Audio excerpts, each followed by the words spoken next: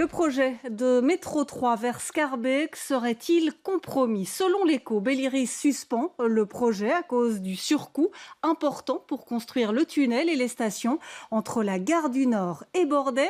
Arnaud Bruckner, vous êtes avec nous en plateau. Belliris a en réalité déposé une note sur la table du gouvernement de la région bruxelloise et c'est la région qui va trancher. Oui, la région bruxelloise va organiser une réunion de gouvernement à ce propos jeudi. Alors tout est parti de deux offres remises dans le cadre de l'appel d'offres pour construire ce tronçon du futur métro 3. Deux offres nettement plus élevées que ce qui était attendu, avec un budget estimé à plus de 2 milliards d'euros pour cette seule extension nord, alors que le budget initial pour l'ensemble du projet était au début à 1,6 milliard, même s'il a été revu à la hausse depuis. Alors face à ces offres plus élevées, Belliris a donc publié une offre d'emploi pour trouver ce qu'on appelle un accompagnateur de processus de changement pour mener une mission chez eux. Dans cette offre qui a été débusquée par nos confrères de l'Écho, Belliris indique être confronté à une suspension d'urgence du projet, même si Belliris indique ne pas savoir encore s'il s'agit d'une suspension ou d'un arrêt définitif, et que donc en raison de cette situation, il faut trouver une nouvelle occupation pour ce personnel de Belliris qui s'occupait de ce dossier. Alors attention Valérie, il faut bien noter qu'on parle ici du tronçon du métro Nord vers Scarbeck, entre la gare du Nord et Bordet, et pas de l'autre portion qui est déjà en travaux, par exemple autour de Forêt.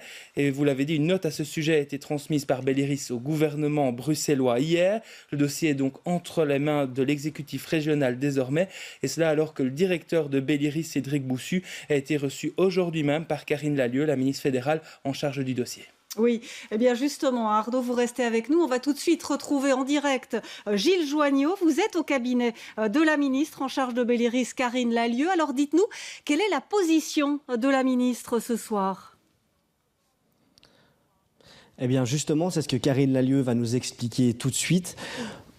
Madame Lallieu, une note de Belliris a donc été déposée au gouvernement bruxellois. S'agit-il d'une recommandation ou d'une décision ? Alors, il faut que ce soit clair. Belliris l'administration n'a pas le pouvoir d'arrêter, de suspendre ou de prendre des décisions par rapport à un chantier ou un autre chantier. Les seules personnes qui ont ce pouvoir, ce sont les politiques, et en l'occurrence ici, pas la ministre de Belliris, ni le gouvernement fédéral, mais bien le gouvernement bruxellois. Donc il n'y a aucune décision, ni d'arrêt, ni de suspension du métro 3 qui a été prise, et pas par Belliris. Selon différentes sources, on évoque un budget de 2 milliards d'euros juste pour ce tronçon. Ce chiffre est-il exact ? Alors c'est vrai qu'il y a eu un marché public, il y a eu 2 offres qui ont été déposées.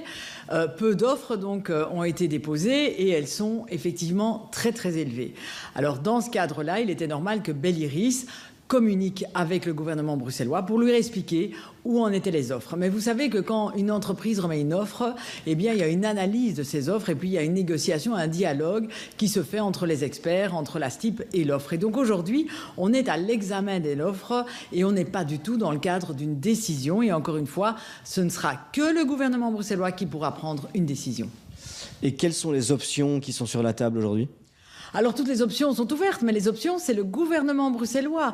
Qu'est-ce que fait Belliris ? Il est maître d'ouvrage, parce qu'on a une administration remarquable, sauf qu'elle a fait une grosse bourde ici, et je le dis, et j'ai d'ailleurs convoqué mon directeur. Mais par ailleurs, Belliris finance. Donc on finance depuis un certain nombre d'années la mobilité à Bruxelles et notamment le métro. Et dans ce cadre-là, nous avons déjà financé 500 millions d'euros. Nous continuerons à financer en fonction des prises de position du gouvernement bruxellois. Vous l'avez dit, vous avez donc convoqué Cédric Boussu, le directeur de Belliris. Qu'est-ce qui s'est dit pendant cette réunion ?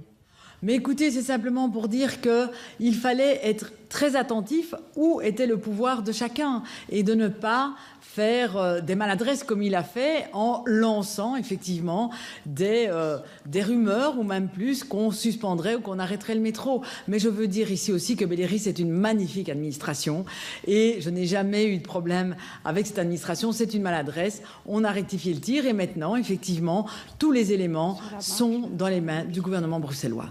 Il n'y a donc aucun problème en soi ? il n'y a pas de problème avec mon administration ou avec son directeur. Non, bien évidemment, ils ne devaient pas communiquer. C'est une erreur fondamentale. Ils vont la rectifier, mais par ailleurs, on peut dire que tout le monde peut se réjouir du travail de l'ensemble des fonctionnaires de Belléris. Et ils font un travail remarquable pour la région bruxelloise. Et le fédéral continuera à être à côté de la région bruxelloise pour la mobilité et pour faire rayonner Bruxelles. Vous l'aurez donc compris, Belléris n'a pas le pouvoir de suspendre le projet. Cette décision appartient uniquement à la région bruxelloise. Merci beaucoup Gilles Joanneau en direct du cabinet de la ministre Karine Lallieu. Merci à Karine Lallieu d'avoir été également en direct dans ce journal. Alors Arnaud Bruckner, on l'a bien entendu du côté de la ministre, la balle est maintenant dans le camp du gouvernement bruxellois.